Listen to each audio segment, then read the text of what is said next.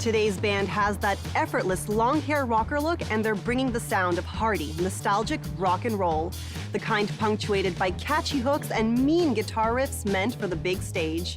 They finally found unity with the addition of their newest member, and with that, they're ready to hit harder than ever, starting with their new album. You're watching The Vocalist magazine presents Mama Bear.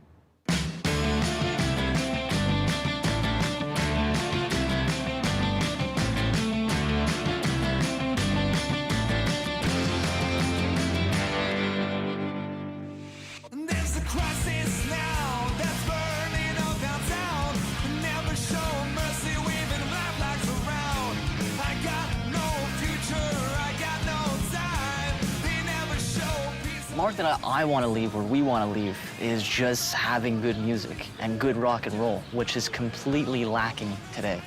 And with us, we're doing things naturally. We're not just putting on an act or, this is how we really are. This is the way we really dress. No one's telling us how to play. No one's telling us how to dress or how to act or anything like that.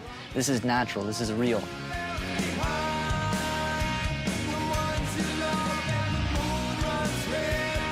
You guys have been in bands together for a while now. First there was Monroe, then Alley Cat Traffic, and now would you say you found your unity with your current members? I would like to say so.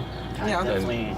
These are always going to be my unity, these guys, and Eddie, he's brand new, and he fits in like a glove. He fits like a glove, and the guy is so humble. He brings to the table everything that we needed, everything that we were missing before. The first time he was like really nervous, jamming with us, because like as you said, we were in past bands and everything like that, and he felt really like a lot of that pressure. And usually when you audition a singer, you usually get that whole lead singer syndrome sort of thing, but there was nothing like that with him. It's just pure humbleness, and then all of a sudden you start to see him. He was like an onion, like you just peel some of that onion out, and just eventually you knew that there was something good there. I knew there was a chance of getting better, and that's what this is all about. And every musician will tell you straight, there's never a point in time that comes where you say, all right, I've learned enough.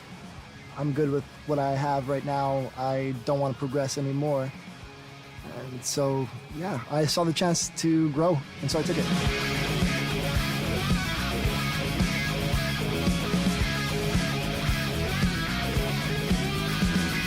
What are the elements that make up the sound of Mama Bear?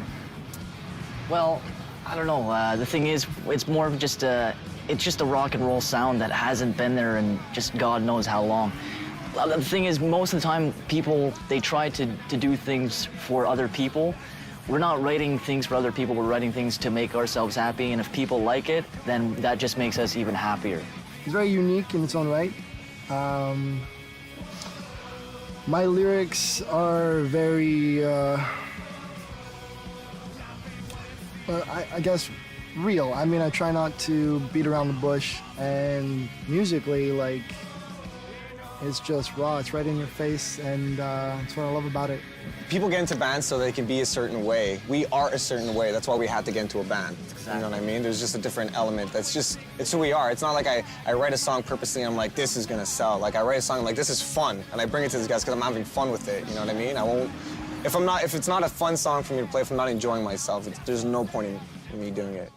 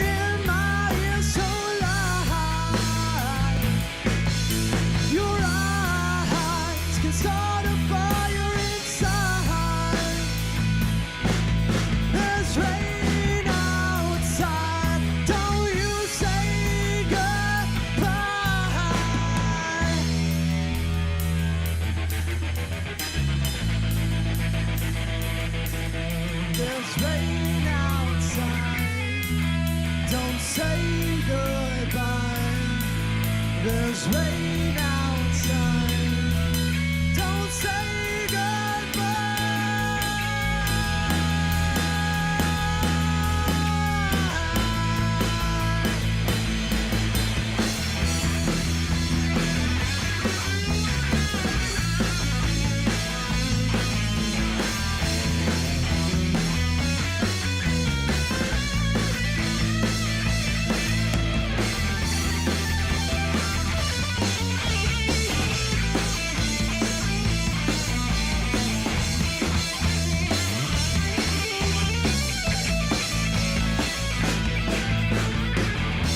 Silence all through the night.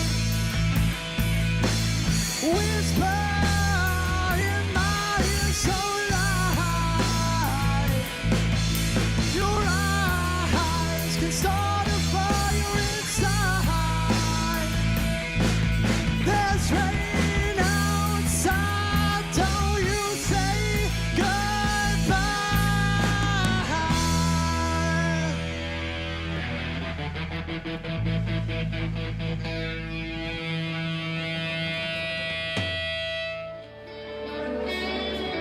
I can see it in your eyes. You really come inside. You didn't read my lips. My love for you is true. I do want to talk about your new album that's coming out. Is there a name for it? Not yet. Okay, so you're in the process. Everything's in the process of the, we haven't really thought of, we're kicking around ideas, but literally if we were to record everything that we have, it would probably be like 3 albums or 4 albums sort of thing. Like we have a lot of material. Yeah, a lot. But the thing is we kind of like chopped it down into 10 songs, like our 10 best so far, that they're the most polished. And right now there's no really theme of the music. It just, the best stuff at the time right now. Like an album is definitely a picture of what you are right now. And, we want to make that perfect album like a Sgt. Pepper sort of thing. That's like pretty much our goal, like an Appetite for Destruction. That's our main goal, is to make that perfect record that we're all like proud of and that will stand the test of time for years to come.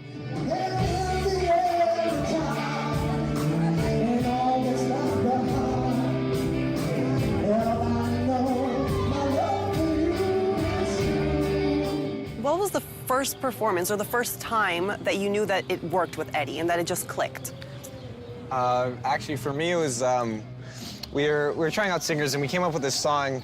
One of our friends at our old jam pad got chewed out by our old landlord for us fooling around, and then one of our buddies said something on the recording, and from what he said, it was just so funny. We just built up, like, I guess from the energy of what happened, and we just came up with a song.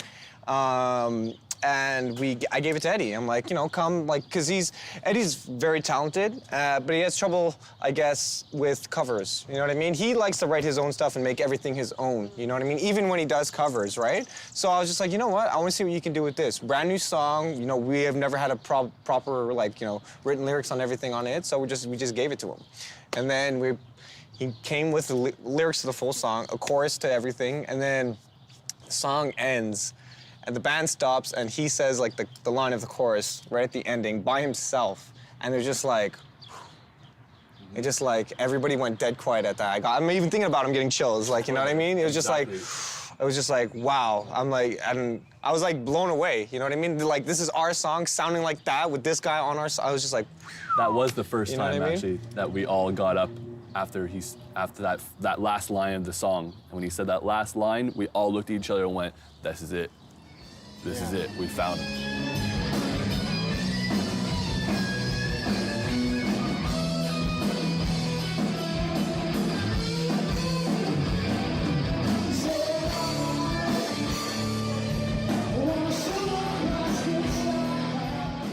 Mark is, I could easily say, is probably the best bass player I've ever played with, easily. A best bass player in town. Something that I just kind of like learned to kind of do is with drums, it's kind of a funny thing. Like, no one really listens, no one really tells you how to listen and to play drums at the same time. You have to, because most of the time I was just concentrating on myself, but now I'm just really just focusing on what he's doing. So in that respect, like, I'll never find like a bass player better than him. Like, he's a drummer's wet dream sort of thing. You know what I mean? With Alec, like, this guy, there's no one that really has a heart like this guy either. Like, the talent and the heart that this guy has. No, but it's true.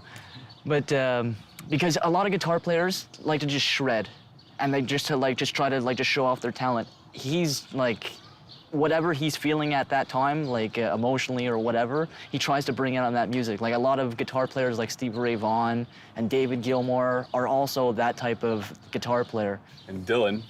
No, I don't even want to talk about me. Dylan, this guy. Well, first of all, he's the first drummer I ever played with, okay? And I played with many drummers after that. Still no comparison.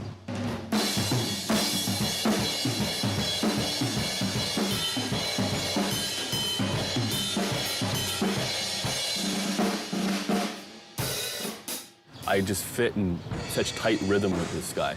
And it's just like we're one unit when we're playing. We can't lose each other, sort of thing. It's like, it's the second I mess up on bass, I do one wrong note, it's like a subconscious thing that happens. All of a sudden, he'll mess up on something, you know? And we just that's just it. locked in. We're locked in so tight. Yeah. And not only just playing style, but the mentality that Dylan brings to the band is very strong. It really motivates me. There'll be times where I'm not motivated enough, but I'll see Dylan's and Alec's inspiration, and it just lifts me up.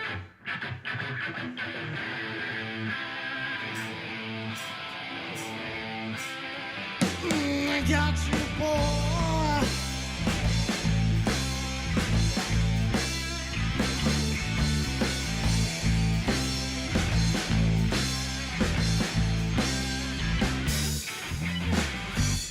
Oh Lord, oh dear Lord, you haven't heard, didn't read any of my words, but I ain't no preacher, and I want to see you get in my way, and there'll be prices to pay. And I see that you wanna buy me, but your bark is bigger, so why don't you fight me?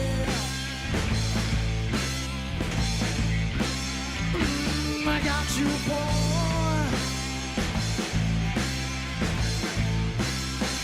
in the palm of my hand.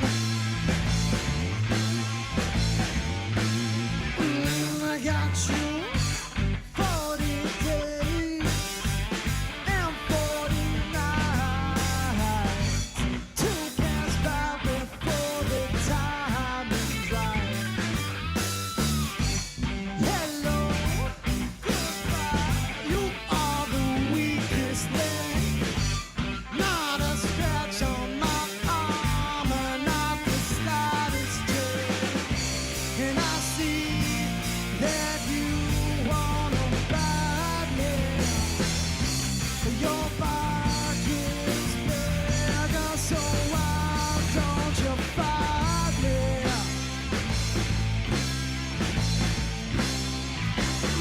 got you, boy. In the palm of my hand.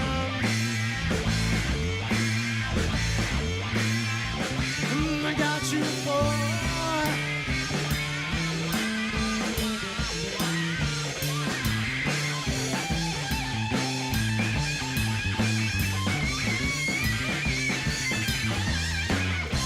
And I see that you wanna bite me, but your pocket is bigger, so why don't you bite me?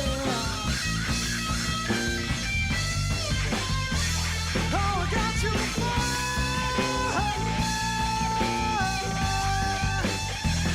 In the palm of my hand.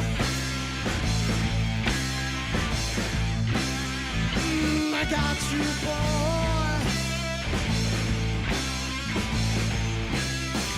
In the palm of my hand.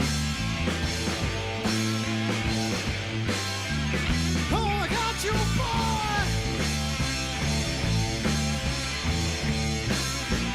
In the palm of my hand.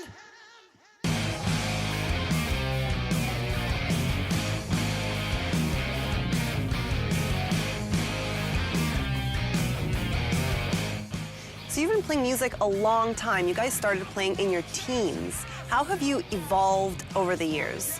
As a musician, I'm always practicing. I'm always growing. I'm trying to pick up new instruments here and there to contribute to our music. And it's only gonna make everything better. For me, music, I'm just trying to learn as much as possible. I listen to music a lot differently now. I listen to, Mark. I'm just listening to bass now. There's always room to grow as like up here, you know what I mean? Especially the last 5 years, it's been a lot of knocking down borders and just like basically eating everything at the buffet rather than just, picking the little wieners that everyone's safe with, you know what I mean? Well, that's one of those things too, is that Mark and I, we always talk about stuff like that, is just not taking things for granted sort of thing.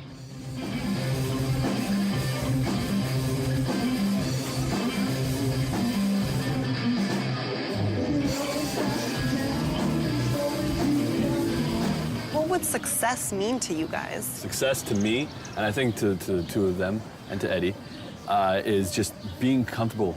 I don't wish to see us on every cover of every magazine and making big money and being on TMZ or something like this, I actually would dread those kind of things. My main goal in life is to be able to travel, with my music, for my music. You know what I mean? To be free, to be able to, grab a boat and go, or jump on a plane and go, and just be somewhere with my music. You know what I mean? Like, basically living the pirate life. The freer you are, the happier you are, and none of us are actually free. If we could live off of our music and live comfortably, we're not looking to be millionaires and everything like that. I mean, sure, I'm not gonna deny the money. Millionaire's not a big thing these days. Yeah, no, but you know what I'm saying. We're not looking to play Olympic Stadium, but if it happens, obviously, we're not gonna, say no to the offer. You know what I mean? You have to live day by day and live opportunity to opportunity.